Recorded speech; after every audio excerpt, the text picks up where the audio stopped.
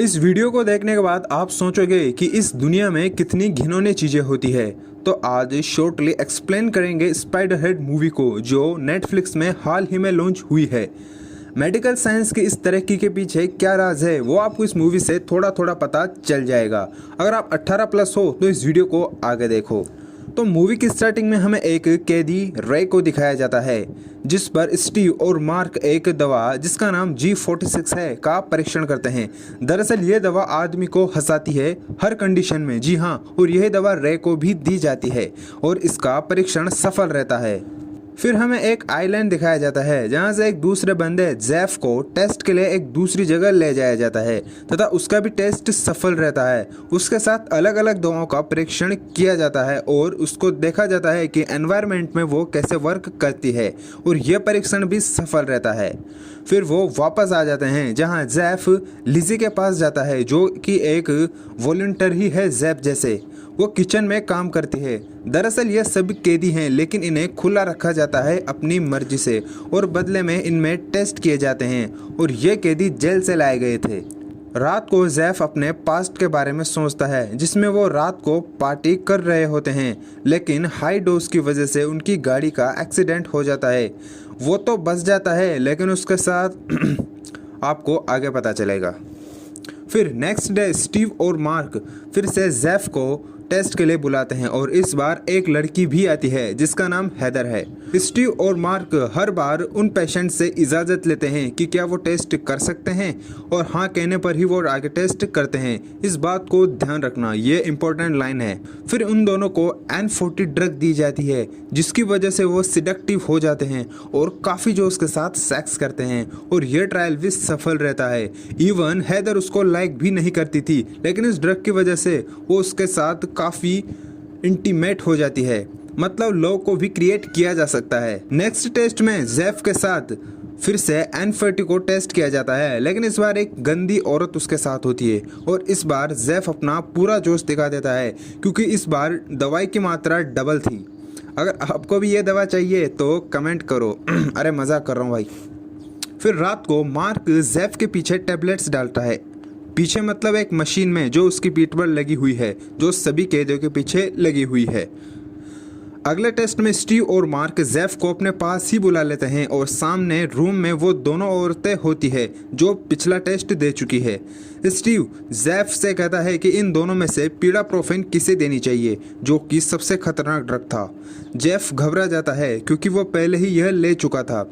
वो मना करता है कि दोनों को नहीं, क्योंकि इससे काफ़ी तकलीफ होती है। मतलब वो स्टीव की बात नहीं मानता, लेकिन जैसे कि आपको पता है कि बिना इजाज़त के वो टेस्ट भी नहीं करते हैं। इस लाइन को याद रखना, फिर बोल रहा हूँ। फिर अगले दिन हैदर को ऑफिस में बोलती ब्रोमाइड दी जाती है, जो एक दवा है जिसे देने के बाद आदमी सब कुछ बोल देता है। ये जहाँ तक कि अगर वो नहीं भी बोलना चाहता फिर भी उसे बोलना ही पड़ता है। जेफ भी वहाँ आता है, लेकिन वो गुस्सा हो जाता है। फिर स्टीव उससे कहता है कि तुम कैदी हो, और अगर तुम चाहते हो तो जेल वापस जा सकते हो। अगर यहाँ रहना है तो एक्सपेरिमेंट्स करने ही पड़ेंगे। जेफ भी समझ जाता है।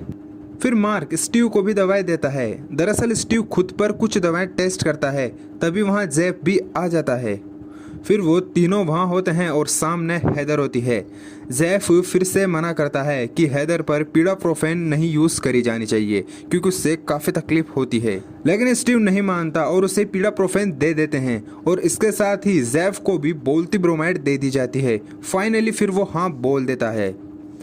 हैदर को पीडाप्रोफेन देने के बाद वो काफ़ी घबरा जाती है, इधर उधर भागने लगती है, रोने लगती है, वो काफ़ी परेशान हो जाती है, और ओवरडोज की वजह से वो खुद को मार लेती है। यह सबसे बड़ी घटना थी। इसी बीच स्टीव हैदर के पास चला जाता है उसे बचाने के लिए, लेकिन जेफ अभी भी ऑफिस में ही था, और वो चालाक से स्टीव की सीक्रेट डायरी देख लेता है, जिससे उसको पता चलता है कि स्टीव ही इस कंपनी का मालिक है, और वो खुद ही ये टेस्ट करवा रहा है इल्लीगली, और यह कोई जेल भी नहीं है। मतलब कुल मिला के यह कोई जेल नहीं है, यह एक एक्सपेरिमेंटल लैब है जो कि स्टीव ही चला रहा है। यह सब बातें जेफ को पता चल जाती है। रात को स्टीव और जेफ उस घटना को भूलने के लिए G46 लेते हैं। ये वही दवा है जो शुरुआत में रे को दी गई थी, यानी कि हंसी वाली दवा, और हैदर को भूलने की कोशिश करते हैं। नेक्स्ट डे वो लीजी पर ऐसी दवा का टेस्ट करते हैं जिसे देने के बाद इंसान हर छोटी सी चीज़ से काफ़ी डर जाता है और लिज़ी भी एक छोटे से स्टेपलर से काफ़ी डर जाती है।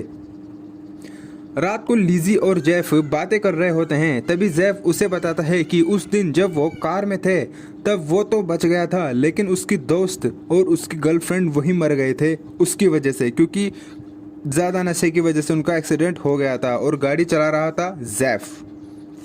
फिर वो लिज़ी को प्रपोज कर देता है और वो दोनों किस भी करते हैं।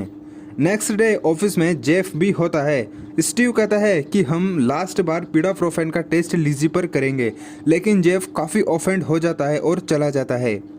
जब रात को मार्क जेफ के पास दवाई बदलने जाता है तो जेफ और वो दोनों एक प्लान बनाते हैं। दरअसल मार्क को भी पूरी बात का पता नहीं था, यानी कि स्टीव ने उसे भी कुछ नहीं बताया था, लेकिन जैसा कि आपको पता है कि जेफ को कुछ बातें पता लग गई थी, तो ये बातें उसने मार्क को भी बताई थी।